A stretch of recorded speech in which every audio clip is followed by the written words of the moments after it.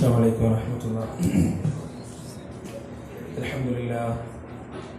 الحمد لله الذي هدانا لهذا وما كنا لنهتدي لولا أن هدانا الله ونشهد أن لا إله إلا الله وحده لا شريك له ونشهد أن محمدا عبده ورسوله أرسله بالهدى ودين الحق ليظهره على الدين كله ولو كره المشركون. يا أيها الذين آمنوا اتقوا الله حق تقاته ولا تموتن إلا وأنتم مسلمون. اللهم صل على محمد وعلى آل محمد كما صليت على إبراهيم وعلى آل إبراهيم إنك حميد مجيد. اللهم بارك على محمد وعلى آل محمد كما باركت على إبراهيم وعلى آل إبراهيم إنك حميد مجيد. أعوذ بالله من الشيطان الرجيم. يا أيها الذين آمنوا قوا أنفسكم وأهليكم نارا وقودها الناس والحجارة عليها ملائكة غلاظ شداد لا يعصون الله ما أمرهم ويفعلون ما يؤمرون. رب اشرح لي صدري ويسر لي أمري واحلل عقدة من لساني يفقهوا قولي.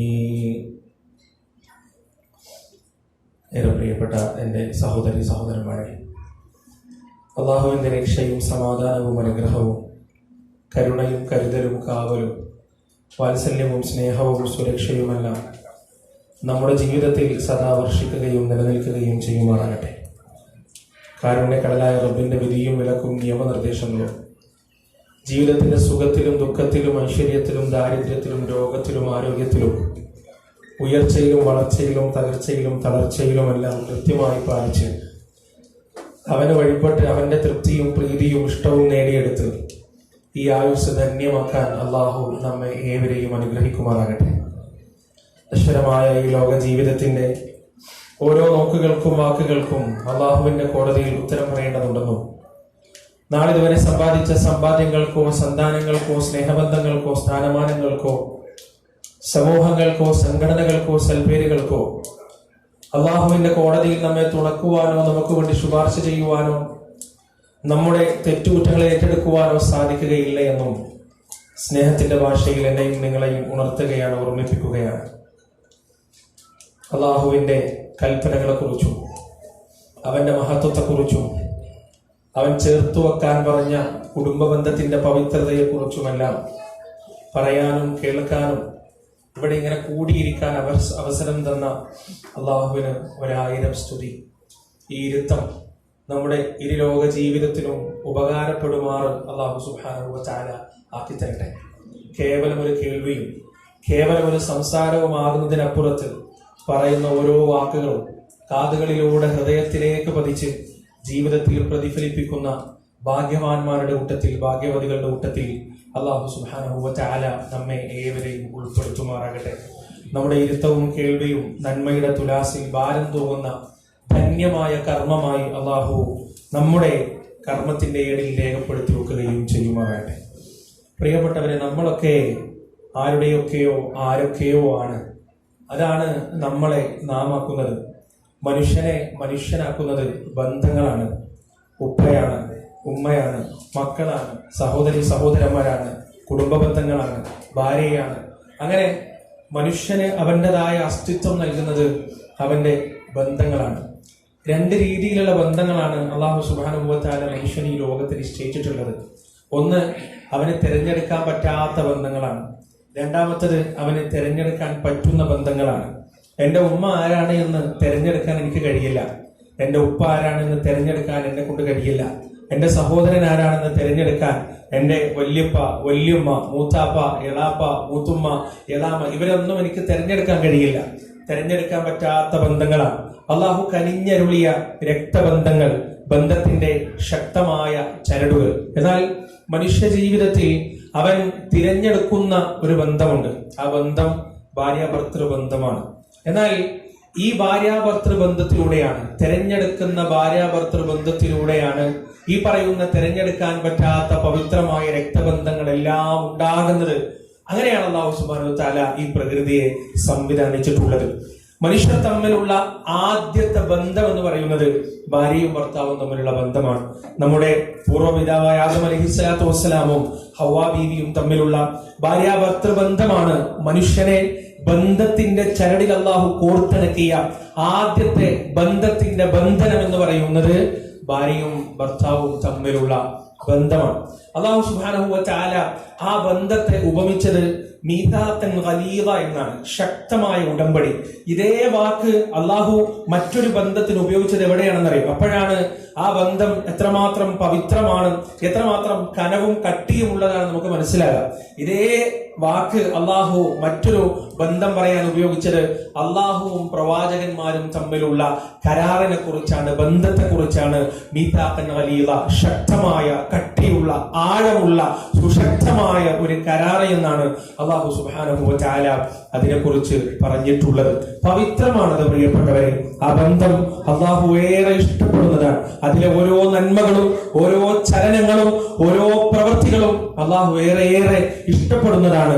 അല്ലാഹുവിന്റെ അനുഗ്രഹത്തിന്റെ വാതിലുകൾ മലർക്കെ തുറക്കപ്പെടാൻ കാരണമാകുന്ന പ്രവർത്തനമാണ് ദാമ്പത്യ ജീവിതമെന്ന് റസൂലുള്ളാഹി സ്വല്ലല്ലാഹു അലൈഹി വസല്ലമ നമുക്ക് പഠിപ്പിച്ചു തന്നിട്ടുണ്ട്. പരിശുദ്ധ ഖുർആനിൽ സൂറത്തുർ റൂമിലൂടെ അല്ലാഹു സുബ്ഹാനഹു വ തആല ഈ ബന്ധത്തെക്കുറിച്ച് സംസാരിക്കുന്നുണ്ട്. അല്ലാഹു പറയാണ്, വമിൻ ആയാതിഹി അൻ ഖലഖ ലക്കും മിൻ അൻഫുസികും അസ്വാജ ലിതസ്കുനു ഇലൈഹാ വജഅല ബൈനകും മവദ്ദതൻ വറഹ്മ. അല്ലാഹു ഈ ആയത്തിലൂടെ എന്താണ് ദാമ്പത്യ ബന്ധം, ഭാര്യാഭർത്തൃ ബന്ധമെന്ന് വളരെ കൃത്യമായി പറഞ്ഞു വെക്കുന്നുണ്ട്. നോക്ക് നിങ്ങൾ, ആ ആയത്ത് അല്ലാഹു സുബ്ഹാനഹു വ തആല തുടങ്ങിയത് എങ്ങനെയാണ്? വമിൻ ആയാതിഹി അൻ ഖലഖ ലക്കും മിൻ അൻഫുസികും അസ്വാജ. നിങ്ങളിൽ നിന്ന് തന്നെ നിങ്ങൾക്കൊരു ഇണയെ സൃഷ്ടിച്ചു തന്നു എന്നത്, ഇണയെ പടച്ചു തന്നു എന്നത് വലിയ അത്ഭുതമാണ്, വലിയ ദൃഷ്ടാന്തമാണ്, നിസ്സാരമായ ഒരു വിഷയമല്ല എന്നാണ് അല്ലാഹു സുബ്ഹാനഹു വ തആല പറഞ്ഞത്. പ്രിയപ്പെട്ടവരെ, ആണും പെണ്ണും അല്ലാഹുവിന്റെ അത്ഭുതകരമായ സൃഷ്ടിപ്പ് തന്നെയാണ്. അവർ തമ്മിലുള്ള വ്യത്യസ്തത, അവർ തമ്മിലുള്ള ആ പരസ്പര പൂരകമായ ജീവിത രീതികൾ, ശാരീരികമായാലും മാനസികമായാലും അല്ലാഹു സുബ്ഹാനഹു വ തആല പുരുഷനിലും സ്ത്രീയിലും ഉണ്ടാക്കിയ വ്യത്യസ്തതയെല്ലാം യഥാർത്ഥത്തിൽ അല്ലാഹുവിന്റെ സൃഷ്ടിപ്പിന്റെ കരവിരുതിനെ കുറിച്ച് 1000 നാവോടെ സംസാരിക്കുന്നതാണ് എന്ന് നമുക്ക് മനസ്സിലാക്കാൻ സാധിക്കും. അല്ലാഹു പരിശുദ്ധ ഖുർആനിൽ മറിയം ബീവിയെ പ്രസവിക്കുന്ന ആ സംഭവവുമായി ബന്ധപ്പെട്ട് സംസാരിക്കുമ്പോൾ അല്ലാഹ് പറയുന്നുണ്ട്, മറിയം ബീവിയുടെ ഉമ്മ പ്രസവിച്ചപ്പോൾ പറഞ്ഞു, ഇന്നി വദഅതുഹ ഉൻസ. അല്ലാഹുവേ, ഞാനൊരു പെണ്ണിനെയാണ് പ്രസവിച്ചു പോയത്. പ്രതീക്ഷിച്ചത് ഒരു ആൺകുട്ടിയെയാണ്, പക്ഷെ പെണ്ണിനെയാണ് പ്രസവിച്ചു പോയത്. ആ പറച്ചില് കഴിഞ്ഞിട്ട് അല്ലാഹു പറയാണ്, വല്ലാഹു അഅലമു ബിമാ വദഅത്. അല്ലാഹുക്കറിയാം അവൾ പ്രസവിച്ചതിനെ കുറിച്ച് കൃത്യമായി. വലൈസ ദക്കറു കല്ലുൻസ. ആണും പെണ്ണും ഒരിക്കലും ഒരുപോലെ അല്ലല്ലോ എന്നാണ് അല്ലാഹു സുബ്ഹാനഹു വ തആല പറഞ്ഞത്. നോക്ക് നിങ്ങൾ, ആ ഒരു വ്യത്യസ്തത ഉണ്ടല്ലോ, അത്ഭുതകരമായ ആ വ്യത്യസ്തത. അവരുടെ തലച്ചോറിൽ കണ്ണും കാതും കയ്യും കാലും ഹൃദയവും കരളും ചലനങ്ങളും ചിന്തകളും പ്രവർത്തനങ്ങളും ആലോചനകളും അഭിപ്രായങ്ങളും എല്ലാം തുലോം വ്യത്യസ്തമാണ്. ആണിന്റെയും പെണ്ണിന്റെയും തലച്ചോറ് മുതൽ എടുത്ത് നാം പഠിക്കാൻ തുടങ്ങിയാൽ പ്രിയപ്പെട്ടവരെ, ആണിന്റെ തലച്ചോറിനേക്കാൾ 10-12% കനം കുറവാണ് പെണ്ണിന്റെ തലച്ചോറിന് എന്നാണ് ബ്രെയിനിനെ കുറിച്ച് പഠിക്കുന്ന ശാസ്ത്രശാഖ നമുക്ക് പറഞ്ഞിരുന്നത്.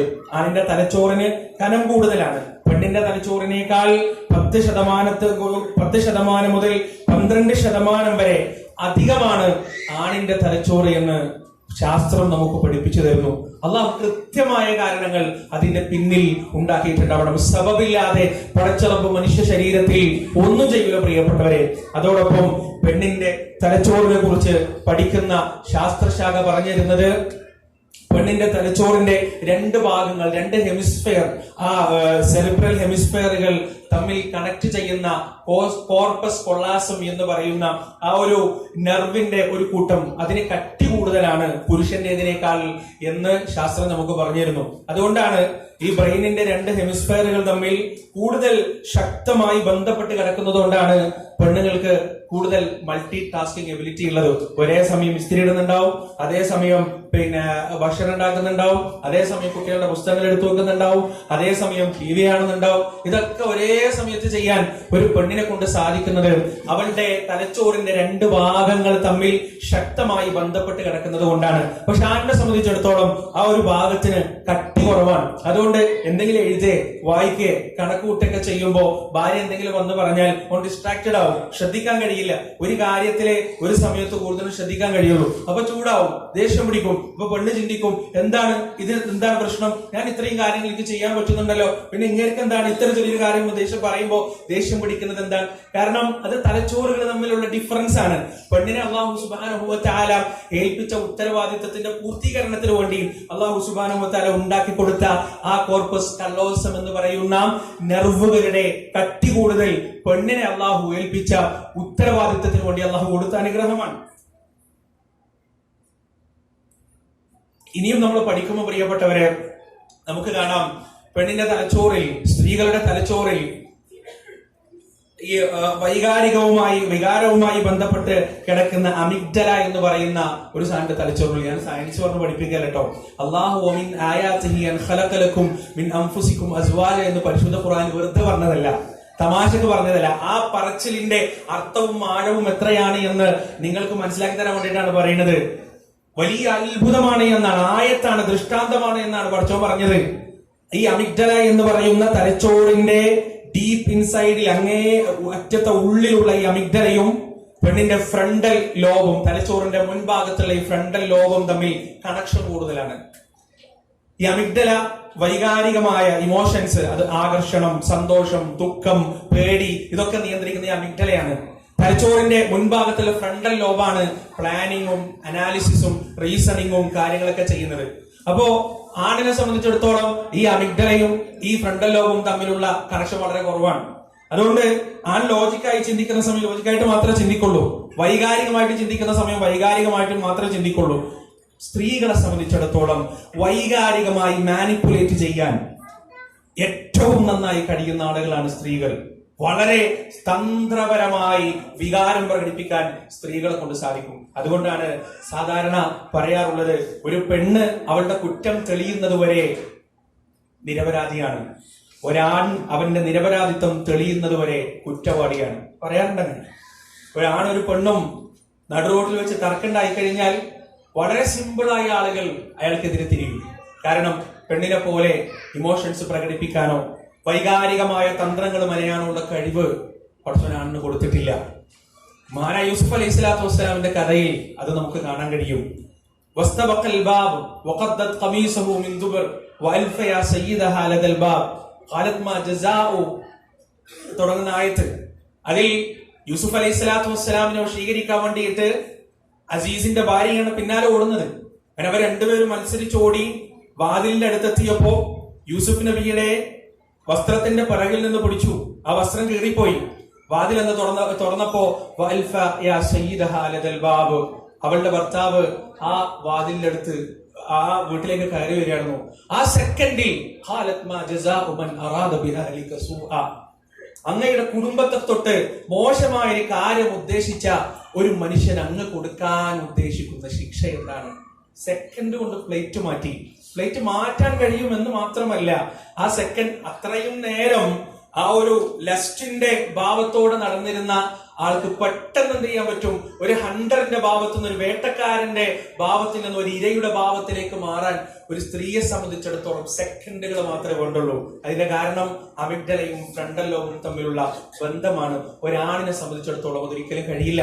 അതുകൊണ്ടാണ് മക്കൾക്ക് ഉമ്മമാരോട് കൂടുതൽ കണക്ഷൻ ഉണ്ടാകുന്നത്, ഉമ്മമാരെ കൂടുതൽ മക്കൾക്ക് ഇഷ്ടമുണ്ടാകുന്നത്. അതുകൊണ്ടാണ് വൈകാരികമായി സംസാരിക്കാൻ ഉമ്മമാർക്ക് കഴിയും, ഉപ്പമാർക്ക് കഴിഞ്ഞോളണമെന്നില്ല.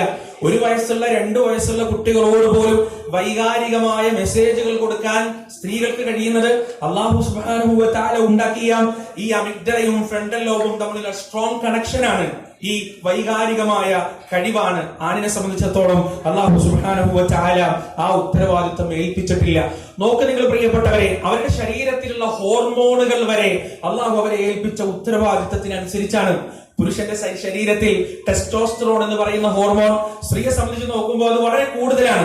ഈ ടെസ്റ്റോസ്റ്ററോൺ എന്ന് പറയുന്ന ഹോർമോൺ ആണ് അവരുടെ മസിലുകൾക്ക് കൂടുതൽ ശക്തി പകരുന്നത്. അതുപോലെ തന്നെ അവർക്ക് ഒരു അഗ്രഷൻ നൽകുന്നത്. എന്തെങ്കിലും ഒരു അറ്റാക്ക് ഉണ്ടാവുമ്പോ അല്ലെങ്കിൽ എന്തെങ്കിലും തരത്തിലുള്ള ഒരു പ്രശ്നങ്ങൾ ഉണ്ടാവുമ്പോ ആ പ്രശ്നത്തെ പോരാടി തന്റെ കുടുംബത്തെ സംരക്ഷിക്കാൻ, പ്രൊട്ടക്ട് ചെയ്യാൻ, മരണപ്പെട്ടാലും തന്റെ ഭാര്യയും മക്കളെയും സംരക്ഷിച്ചു നിർത്താൻ വേണ്ടി ഒരു പുരുഷനെ പ്രാപ്തനാക്കുന്നത് അവന്റെ ശരീരത്തിലുള്ള ടെസ്റ്റോസ്റ്ററോൺ എന്ന് പറയുന്ന ഹോർമോണാണ്. അതേസമയം ഈ സ്ത്രീയുടെ ശരീരത്തിൽ ഈസ്ട്രജൻ എന്ന് പറയുന്ന ഹോർമോൺ അല്ലാഹു സുബ്ഹാനഹു വ തആല കൂടുതൽ ഉണ്ടാക്കി. എന്താണ് കാരണം? ഈ ഈസ്ട്രജൻ കൂടുതൽ ഉള്ളത് കൊണ്ടാണ് 1, 2, 3, 4, 5 പ്രസവിക്കാൻ സ്ത്രീകൾ തയ്യാറാകുന്നത്. ആ വേദനയെ നേരിടാൻ, ആ വേദനയെ സഹിക്കാനുള്ള ശക്തി സ്ത്രീകൾക്ക് ആ ഒരു ഹോർമോണിന്റെ എക്സിസ്റ്റൻസിലൂടെയാണ് കിട്ടുന്നത് എന്ന് ശാസ്ത്രം നമുക്ക് പറഞ്ഞിരുന്നു. നോക്ക് നിങ്ങൾ പ്രിയപ്പെട്ടവരെ, പുരുഷന്റെ തലച്ചോറിനേക്കാൾ പെയിൻ റിസപ്റ്റേഴ്സ് കൂടുതലുള്ളത് സ്ത്രീയുടെ തലച്ചോറിലാണ്. പക്ഷെ അത്രയും വേദനകൾ അനുഭവിക്കാനും നേരിടാനും സ്ത്രീക്ക് കഴിയുന്നുണ്ട് എന്നുണ്ടെങ്കിൽ ഈ ഹോർമോണിന്റെ ഉണ്മയാണ് എന്ന് ശാസ്ത്രം നമുക്ക് പഠിപ്പിച്ചു തരികയാണ്. സംസാരത്തിലുള്ള വ്യത്യാസം. ഒരു ഹാളിലേക്ക്, ഒരു കല്യാണ വീട്ടിലേക്ക് കടന്നു പോകുമ്പോൾ സ്ത്രീ നോക്കുന്നത് മനുഷ്യന്മാരെയാണ്. ഇവിടെ എത്ര ആളുകളുണ്ട്, ഇവിടെ എത്ര സ്ത്രീകളുണ്ട്, ആരെങ്കിലും പരിചയക്കാരുണ്ടോ, കുടുംബക്കാരുണ്ടോ. ഒരു പുരുഷൻ നോക്കുന്നത് നേരെ മറിച്ച് ആ ബിൽഡിങ്ങിന്റെ കൺസ്ട്രക്ഷൻ ആയിരിക്കും, അല്ലെങ്കിൽ ഏതെങ്കിലും കച്ചവടക്കാരുണ്ടോ, അല്ലെങ്കിൽ വേറെ എന്തെങ്കിലും ഉണ്ടോ എന്നൊക്കെ ആയിരിക്കും ഒരു പുരുഷൻ നോക്കുക. നോട്ടം വ്യത്യസ്തമാണ്, കേൾവി വ്യത്യസ്തമാണ്, സംസാരം വ്യത്യസ്തമാണ്, ചിന്തകൾ വ്യത്യസ്തമാണ്, അഭിപ്രായങ്ങൾ വ്യത്യസ്തമാണ്. എല്ലാം ശാരീരികമായും മാനസികമായും പടച്ചത് മുഴുവൻ വ്യത്യസ്തമായിട്ടാണ്. ആണും പെണ്ണും ഒരിക്കലും ഒരുപോലെയല്ല. വമിൻ ആയാതിഹി അൻ ഖലഖ ലക്കും മിൻ അൻഫുസികും അസ്വാജൻ ലിതസ്കുനു ഇലൈഹാ. അവളിലേക്ക് സമാധാനം അടയുന്നതിന് വേണ്ടി ആ ആയത്തിന്റെ തൊട്ടടുത്ത ഭാഗത്ത് അല്ലാഹു സുബ്ഹാനഹു വ തആല പറയാണ്, വ്യത്യസ്തമായ ഉത്തരവാദിത്തങ്ങൾ, വ്യത്യസ്തമായ സ്വഭാവങ്ങൾ നൽകി, വ്യത്യസ്തമായ കഴിവുകൾ നൽകി, എന്നിട്ട് വ്യത്യസ്തമായ ഉത്തരവാദിത്തങ്ങളാണ് ഭാര്യയ്ക്കും ഭർത്താവിനും അല്ലാഹു സുബ്ഹാനഹു വ തആല നൽകുന്നത്. ആയത്തിൽ അല്ലാഹു പറഞ്ഞെന്താണ്? ലിതസ്കുനു ഇലൈഹാ എന്നാണ്, ലിതസ്കുനു ഇലൈഹി എന്നല്ല. ലിതസ്കുനു ഇലൈഹാ എന്നാൽ അവളിലേക്ക് സമാധാനം അടയുന്നതിന് വേണ്ടിയാണ്. ഒരു പെണ്ണിന്റെ, ഒരു ഭാര്യയുടെ കുടുംബത്തിലെ ഒന്നാമത്തെ ഉത്തരവാദിത്തം വീട്ടിൽ സമാധാനം ഉണ്ടാക്കുക എന്നുള്ളതാണ്. കുടുംബത്തിൽ സമാധാനം ഉണ്ടാക്കുക എന്നുള്ളതാണ്. ഒരു കാര്യം ഉറപ്പിച്ചു പറയാൻ പറ്റും പ്രിയപ്പെട്ടവരെ, ഒരു കുടുംബത്തിൽ സമാധാനം ഉണ്ടാക്കാൻ ഒരു പുരുഷൻ തല കുത്തി നിന്നാ പറ്റൂല. വെറുതെ പറയല്ല, എന്റെ മുന്നിലിരിക്കുന്ന പുരുഷന്മാർക്ക് നല്ലോണം അറിയാം. ഒരു പുരുഷൻ തല കുത്തി നിന്നാൽ വീട്ടിൽ സമാധാനം ഉണ്ടാക്കാൻ പറ്റൂല. സ്ത്രീ തല കുത്തി നിൽക്കണ്ട, നേർക്കാരെന്നാ മതി. തല കുത്തി നിൽക്കേണ്ട ആവശ്യമൊന്നുമില്ല. അല്ലാഹു സുബ്ഹാനഹു വ തആല അവർക്ക് ആ കഴിവ് കൊടുത്തിട്ടുണ്ട്. വളരെ മോശമായ ഒരു അന്തരീക്ഷത്തെ തന്റെ സാന്നിധ്യം കൊണ്ടും തന്റെ സ്നേഹം കൊണ്ടും തന്റെ സമാശ്വാസം കൊണ്ടും സ്വർഗതുല്യമാക്കി മാറ്റാനുള്ള ഒരു കഴിവ് അല്ലാഹു സുബ്ഹാനഹു വ തആല സ്ത്രീകളുടെ കൈകൾക്ക് കൊടുത്തിട്ടുണ്ട്. എവിടെയാണെന്നറിയോ ഒരു സ്ത്രീയുടെ വിജയം? എന്റെ സഹോദരിമാർ ശരിക്കും കേൾക്കണം. ഒരു സ്ത്രീയുടെ വിജയം എവിടെയാണെന്നറിയോ? അവളുടെ ഭർത്താവ് ജീവിതത്തിൽ ഒരു പ്രതിസന്ധിയിൽ പെടുമ്പോ, അവളുടെ ഭർത്താവ് ജീവിതത്തിൽ ഒരു പ്രയാസത്തിൽ പെടുമ്പോ അവളുടെ മുഖമാണോ അയാളുടെ മനസ്സിലേക്ക് ആദ്യമായി വരുന്നത്? ഒരു സ്ത്രീയുടെ ജീവിതത്തിൽ വിജയം അവിടെ. മഹാനായ റസൂൽ കരീം സല്ലല്ലാഹു അലൈഹി വസല്ലമയുടെ ജീവിതത്തിലെ ഒന്നാമത്തെ പ്രതിസന്ധി എന്ന് പറയുന്നത് ഹിറാ ഗുഹയിലെ വഹിയാണ്. മുമ്പൊരിക്കലും കണ്ടിട്ടില്ലാത്ത മലക്കിനെ കണ്ടു, മുമ്പൊരിക്കലും കേട്ടിട്ടില്ലാത്ത ഭാരമേറിയ പരിശുദ്ധ ഖുർആനിന്റെ വചനങ്ങൾ ഹൃദയത്തിലേക്ക് ഇറക്കപ്പെട്ടു.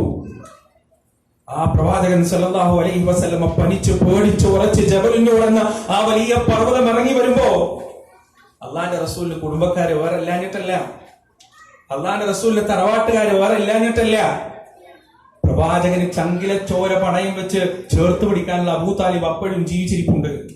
പക്ഷേ റസൂലുള്ളാഹി സ്വല്ലല്ലാഹു അലൈഹി വസല്ലമ പോയത് സമ്മിലൂനി യാ ഖദീജ, സമ്മിലൂനി യാ ഖദീജ, ഖദീജ എന്നെ നീ പുതപ്പിക്ക്, ഖദീജ എന്നെ നീ പുതപ്പിക്ക്. ഖദീജയുടെ പുതപ്പിക്കൽ, ഖദീജയുടെ തലോടൽ, ഖദീജയുടെ സമാശ്വസിപ്പിക്കൽ, ഖദീജയുടെ ചേർത്ത് പിടിക്കൽ അതിനോളം വലിയ ഈ ലോകത്ത് മറ്റൊന്നുമെന്നും മനസ്സിലാക്കിയത് കൊണ്ടാണ് ജീവിതത്തിൽ അത്തരം ഒരു പ്രതിസന്ധി വന്നപ്പോ റസൂലുള്ളാഹി സ്വല്ലല്ലാഹു അലൈഹി വസല്ലമയുടെ മനസ്സിലേക്ക് ഖദീജ റളിയല്ലാഹു അൻഹയുടെ മുഖം ഓർമ്മ വന്നത്. സ്വയം ഒന്ന് വിചാരണ നടത്തി നോക്കുക. എന്റെ ഭർത്താവിന് ഒരു പ്രയാസം വരുമ്പോ എന്റെ മുഖം ഓർമ്മ വരാൻ സാധ്യതയുണ്ടോ? എന്റെ ഭർത്താവ് നിസ്സഹായനായി നിൽക്കുമ്പോ ആ നിസ്സഹായതയിൽ ആ മനുഷ്യനെ കുറ്റപ്പെടുത്തി അയാൾ ഇന്നലകളിൽ ചെയ്തു പോയ അബദ്ധങ്ങൾ എടുത്തു പറഞ്ഞ് കുറ്റപ്പെടുത്തുന്നവരാണോ ഞാൻ? അതല്ല. എന്തൊക്കെ തെറ്റുകളും അബദ്ധങ്ങളും ആ മനുഷ്യന്റെ അടുത്ത് സംഭവിച്ചിട്ടുണ്ടെങ്കിലും ഇത് എന്റെ ഊഴമാണ്, അയാളെ സമാധാനിപ്പിക്കേണ്ട, അയാളെ സമാശ്വസിപ്പിക്കേണ്ട എന്റെ ഊഴമാണെന്ന് മനസ്സിലാക്കി ആ മനുഷ്യന് സമാധാനം നൽകാൻ നമുക്ക് സാധിക്കുന്നുണ്ടോ? സ്വയം വിചാരണ ചെയ്ത് നോക്കുക. ഒരു പെണ്ണിന്റെ വിജയം അവിടെയാണ് പ്രിയപ്പെട്ടവരെ. മഹദി ആയിഷ റളിയല്ലാഹു അൻഹയുടെയൊക്കെ ജീവിതം അള്ളാന്റെ റസൂലിന്റെ മുഖമൊന്ന് മാറുമ്പോ എത്രമാത്രം വേദനിച്ചിരുന്നു അറിയോ ആയിഷ റളിയല്ലാഹു അൻഹ? ഒരിക്കലും പ്രവാചകന്റെ മുഖം ചെറുതായൊന്ന് മാറിയപ്പോ ആയിഷ റളിയല്ലാഹു അൻഹ ചോദിച്ചു, റസൂലേ നിങ്ങൾക്ക് എന്നോട് സ്നേഹമില്ലേ? നിങ്ങൾക്ക് എന്നോട് സ്നേഹമില്ലേ റസൂലേ? നബി സല്ലല്ലാഹു അലൈഹി വസല്ലം തിരിച്ചു പറഞ്ഞു, ആയിഷ തീർച്ചയായും എനിക്ക് നിന്നോട് സ്നേഹമുണ്ട്. എങ്കിൽ ആ സ്നേഹം എങ്ങനെയാണ്? ആയിഷ റളിയല്ലാഹു അൻഹ തിരിച്ചു ചോദിക്കണം. ആ സ്നേഹം മുറുക്കി പിരിച്ച കയറ് പോലെയാണ്. പിന്നീട് പ്രവാചകന്റെ മുഖം ചെറുതായി ഒന്ന് വാടുമ്പോ ആയിഷ റളിയല്ലാഹു അൻഹ ചോദിക്കും, റസൂലേ ആ കയറിന്റെ പിരി അടങ്ങി പോകുന്നുണ്ടോ? ആ കയറിന്റെ ശക്തിക്ക് കോട്ടം തട്ടുന്നുണ്ടോ? അള്ളാന്റെ റസൂലിന് ചെറിയ പടക്കമുണ്ടെങ്കിൽ ആയിഷ റളിയല്ലാഹു അൻഹയുടെ ഈ ചോദ്യത്തിൽ ആ പടക്കം ഒലിച്ചു പോകും. ആയിഷയെ ചേർത്ത് പിടിച്ച റസൂൽ പറയും, ഇല്ല ആയിഷ, ഇല്ല, ആ കയറിനൊന്നും സംഭവിച്ചിട്ടില്ല. ആ കയറിന്റെ പിരികൾ അതുപോലെ മുറുകിക്കിടക്കുന്നു, അതിന്റെ ശക്തി ബലവത്തായി തന്നെ കിടക്കുകയാണ് എന്ന് ആയിഷ റളിയല്ലാഹു അൻഹയോട് റസൂലുള്ളാഹി സ്വല്ലല്ലാഹു അലൈഹി വസല്ലം മറുപടി പറയുമായിരുന്നു. പ്രിയപ്പെട്ടവരെ, നോക്ക് നിങ്ങൾ, നബി സല്ലല്ലാഹു അലൈഹി വസല്ലം മരണപ്പെടുമ്പോ ആയിഷ റളിയല്ലാഹു അൻഹയുടെ മാറിടത്തിന്റെ ചുവട്ടിൽ അവിടുത്തെ മടിയിൽ തലവെച്ചിട്ടാണ് കിടക്കുന്നത്. റസൂലുള്ളാഹിന്റെ നെറ്റിയിൽ വിയർപ്പ് പൊടിയുമ്പോ ആ വിയർപ്പ് തന്റെ കൈകൾ കൊണ്ട് തുടച്ചു മാറ്റിക്കൊണ്ടേയിരിക്കുന്നുണ്ട് ആയിഷ റളിയല്ലാഹു അൻഹ. അവരുടെ ആ ഹുജറയിലേക്ക് അബ്ദുറഹ്മാൻ എന്ന ആയിഷ റളിയല്ലാഹു അൻഹയുടെ സഹോദരൻ കടന്നു വന്നപ്പോ അബ്ദുറഹ്മാനെ നബി സല്ലല്ലാഹു അലൈഹി വസല്ലം നോക്കി. പ്രിയപ്പെട്ടവർ, അതിന്റെ മുന്നേയും ഒരുപാട് സ്വഹാബിമാർ വന്നിട്ടുണ്ട്, അവരെയൊക്കെ റസൂൽ നോക്കിയിട്ടുണ്ട്. പക്ഷെ അബ്ദുറഹ്മാനെ റസൂൽ നോക്കിയതിന്റെ അർത്ഥം എന്താണെന്ന് പ്രവാചകൻ പറയാതെ മനസ്സിലാക്കാൻ ആയിഷ റളിയല്ലാഹു അൻഹയ്ക്ക് സാധിച്ചു. ആയിഷ പ്രവാചകന്റെ ചെവിക്കടുത്തേക്ക് ചുണ്ടുകൊണ്ടുപോയി, റസൂൽ എനിക്ക് മിസ്വാക്ക് ചെയ്യണം. പ്രവാചകൻ മുഖം കൊണ്ട് ആംഗ്യം കാണിച്ചു, അത് എനിക്ക് ചെയ്യണം. ആയിഷ റളിയല്ലാഹു അൻഹ മിസ്വാക്ക് വാങ്ങിച്ചു. അദ്ദേഹം തേച്ചുകൊണ്ടിരിക്കുന്ന ഭാഗത്തിന്റെ മറുഭാഗം സ്വന്തം വായിലിട്ട് ചവച്ചു പദം വരുത്തി റസൂലുള്ളാഹിന്റെ കയ്യിലേക്ക് കൊടുത്തു. നബി സല്ലല്ലാഹു അലൈഹി വസല്ലം മുമ്പൊരിക്കലും ഇല്ലാത്ത വിധം ശക്തമായി ദന്തശുദ്ധി നടത്തി. അവിടുന്ന് മരിക്കുന്നത് ആയിഷ റളിയല്ലാഹു അൻഹയുടെ മടിത്തട്ടിൽ കിടന്നിട്ടാണ്. ഹിജ്റയുടെ യാത്രയിൽ തന്റെ ഇടവും വലവും നിന്ന് സംരക്ഷിച്ച പ്രിയപ്പെട്ട കൂട്ടുകാരൻ അബൂബക്കർ സിദ്ദീഖ് റളിയല്ലാഹു അൻഹു ജീവിച്ചിരിപ്പുണ്ട്. റസൂലേ, എന്റെ സ്വന്തത്തെക്കാൾ എനിക്കിഷ്ടം നിങ്ങളെയാണ് എന്ന് ആത്മാർത്ഥമായി പ്രഖ്യാപിച്ച ശക്തരിൽ ശക്തൻ ഉമർ അവിടെ കിടപ്പുണ്ട്. എല്ലാവരും ഉണ്ട്. പക്ഷേ മരണത്തിന്റെ സമയത്ത് തന്റെ ചലചായ്ച്ചു വെച്ച് കിടന്നത് ആയിഷ റളിയല്ലാഹു അൻഹയുടെ മടിയിലാണ് പ്രിയപ്പെട്ടവരെ. കാരണം ആയിഷ റസൂൽ സല്ലല്ലാഹു അലൈഹി വസല്ലമയുടെ ജീവിതത്തിൽ ഉണ്ടാക്കിയ സ്വാധീനം അത്രമാത്രം വലുതായിരുന്നു, അത്രമാത്രം വലുതായി. ഒരു പെണ്ണിന്റെ ജീവിതത്തിൽ പ്രിയപ്പെട്ടവരെ, വീട്ടിൽ സമാധാനം ഉണ്ടാക്കുക എന്ന ഉത്തരവാദിത്വം ചെറിയ കാര്യമല്ല. ഭർത്താവിന്റെ മനസ്സിൽ സമാധാനം ഉണ്ടാക്കുക എന്ന ഉത്തരവാദിത്വം ചെറിയ കാര്യമല്ല. ആരാണ് ഏറ്റവും നല്ല പെണ്ണ്? റസൂൽ സല്ലല്ലാഹു അലൈഹി വസല്ലമ പഠിപ്പിച്ചു കൊടുത്തു. ആരാ ഏറ്റവും നല്ല പെണ്ണ്? വിഭവസമൃദ്ധമായ സദ്യകളാൽ, വിഭവസമൃദ്ധമായ ഭക്ഷണങ്ങളാൽ തീന്മേശ അലങ്കരിക്കുന്നവളോ? അതല്ല, തന്റെ തറവാട്ട് സ്വത്ത് മുഴുവനും വിറ്റ് ഭർത്താവിൽ കച്ചവടം ചെയ്യാൻ ഒരുപാട് ഇൻവെസ്റ്റ്മെന്റ് ഉണ്ടാക്കി കൊടുക്കുന്നവളോ? ആരാണ് ഏറ്റവും നല്ല പെണ്ണ്? തന്റെ വിദ്യാഭ്യാസം കൊണ്ട് മൂല്യമേറിയ ഉപദേശങ്ങൾ ഭർത്താവിന് കൊടുക്കുന്നവളോ? ആരാണ് ഏറ്റവും നല്ല പെണ്ണ്? ഇതൊന്നുമല്ല. ആകാശത്തിന് താഴെ, സൂര്യൻ ഉദിക്കുന്ന ആകാശത്തിന് താഴെ ഏറ്റവും നല്ല പെണ്ണെന്ന് പറഞ്ഞാൽ രാവിലെ തഹജ്ജുദിന് എഴുന്നേൽക്കുകയും അള്ളാഹുവിന്റെ മുന്നിൽ നിസ്കരിക്കുകയും എന്നിട്ട് കിടന്നുറങ്ങുന്ന തന്റെ പ്രിയപ്പെട്ട ഭർത്താവിനെ വിളിച്ചുണർത്തുകയും തന്റെ കൂടെ നിർത്തി നമസ്കരിപ്പിക്കുകയും ചെയ്യുന്ന പെണ്ണാണ് ഈ ലോകത്തെ ഏറ്റവും നല്ല പെണ്ണ് എന്നാണ് റസൂലുള്ളാഹി സ്വല്ലല്ലാഹു അലൈഹി വസല്ലം പറഞ്ഞത്. സ്വർഗത്തിലേക്കുള്ള യാത്രയിൽ തന്റെ പ്രിയതവന്റെ കൈ പിടിച്ച്, തന്റെ പ്രിയപ്പെട്ടവന്റെ കൈ പിടിച്ച്, ആ കൈവിടാതെ മുറുകെ പിടിച്ച് നടക്കുന്നവരാണ് ഈ ലോകത്തെ ഏറ്റവും നല്ല പെണ്ണ് എന്ന് റസൂലുള്ളാഹി സ്വല്ലല്ലാഹു അലൈഹി വസല്ലമ നമുക്ക് പഠിപ്പിച്ചു തരാൻ അതുപോലെ എന്റെ സഹോദരിമാരെ, നിങ്ങൾക്കുള്ള രണ്ടാമത്തെ ഏറ്റവും വലിയ ഉത്തരവാദിത്വം മക്കളുടെ തർബിയത്താണ്. ഉപ്പമാരുടെ ഉത്തരവാദിത്തം കേട്ടോ, അത് ഉമ്മമാരുടെ ഉത്തരവാദിത്തമാണ്. നിങ്ങളെ കൊണ്ടേ അത് പറ്റുള്ളൂ, നിങ്ങളെ കൊണ്ടേ അത് പറ്റുകയുള്ളൂ. ഉപ്പമാരെ കൊണ്ട് മക്കൾക്ക് തർബിയത്ത് കൊടുക്കാൻ ഒരുപാട് പരിമിതികളും ഉണ്ട്. അവർക്ക് അല്ലാഹു കൊടുത്ത ഉത്തരവാദിത്തം വരാൻ അതിലേക്ക് വരുന്നുണ്ട്. ഉമ്മമാർക്കാണ് മക്കൾക്കുള്ള തർബിയത്തിന്റെ ഉത്തരവാദിത്തം അല്ലാഹു സുബ്ഹാനഹു വ തആല കൊടുത്തിട്ടുള്ളത്. ചരിത്രം നോക്ക് നിങ്ങൾ പ്രിയപ്പെട്ടവരെ. മഹദി ഹാജറ ബീവി നൽകിയ തർബിയത്ത്, ഇസ്മായിൽ അലൈഹിസ്സലാത്തു വസ്സലാമിന് നൽകിയ തർബിയത്ത്, ആ തർബിയത്ത് അള്ളാന്റെ കൽപ്പന പ്രകാരം ഇബ്രാഹിം അലൈഹിസ്സലാത്തു വസ്സലാം കഅബാലയത്തിന്റെ പരിസരത്താക്കിയിട്ട് പോയി. പിന്നെ വരുന്നത് വർഷങ്ങൾ കഴിഞ്ഞിട്ടാണ്. ഇബ്രാഹിം നബി അല്ല ഇസ്മായിൽ നബിക്ക് തർബിയത്ത് കൊടുത്തത്. പിന്നെ ആരെ കൊടുത്തത്? ഹാജറ ബീവിയാണ്.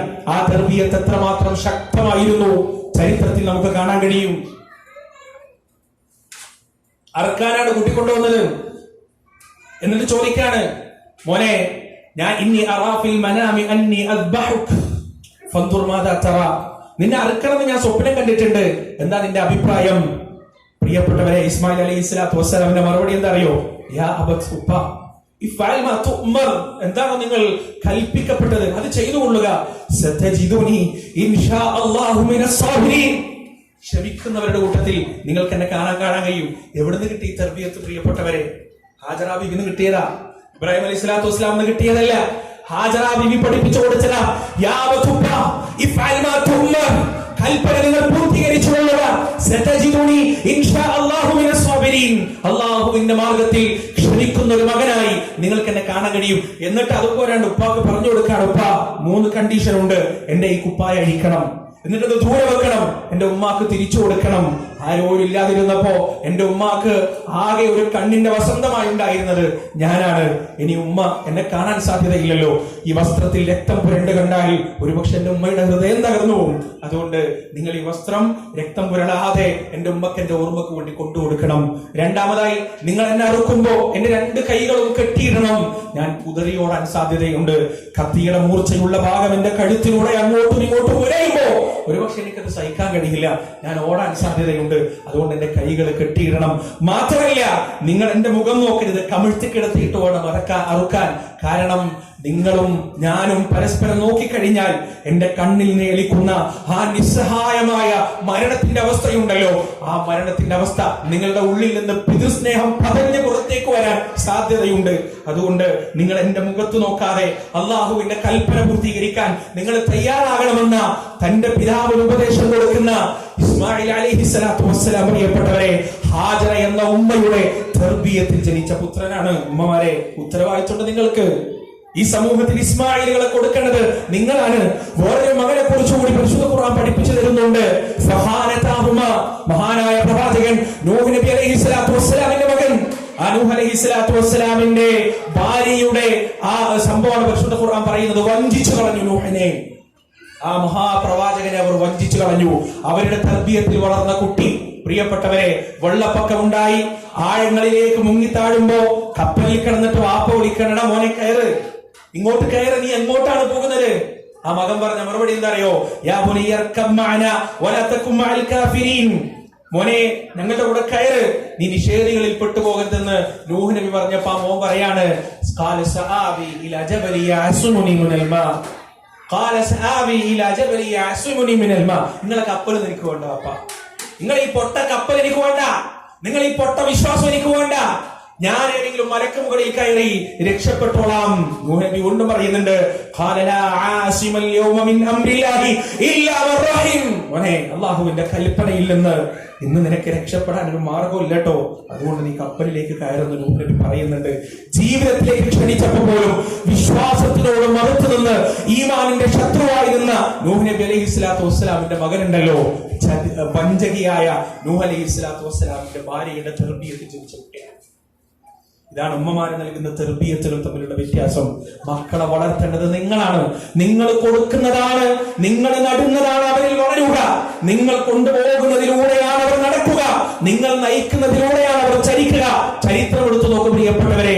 ഇന്ത്യൻ രാഷ്ട്രപതി ഗാന്ധിജിയോട് ചോദിച്ചിട്ടുണ്ട്, സൂര്യൻ അസ്തമിക്കാത്ത ബ്രിട്ടീഷ് സാമ്രാജ്യത്തിന്റെ മുന്നിൽ മുട്ടുമറക്കാതെ നിന്ന ഗാന്ധിജിയോട് ചരിത്രകാരന്മാർ ചോദിച്ചിട്ടുണ്ട്, എവിടുന്ന് കിട്ടി നിങ്ങൾക്ക് ഈ സഹനം, എവിടുന്ന് കിട്ടി നിങ്ങൾക്ക് ഈ ധൈര്യം, എവിടുന്ന് കിട്ടി നിങ്ങൾക്ക് ഈ ക്ഷമ?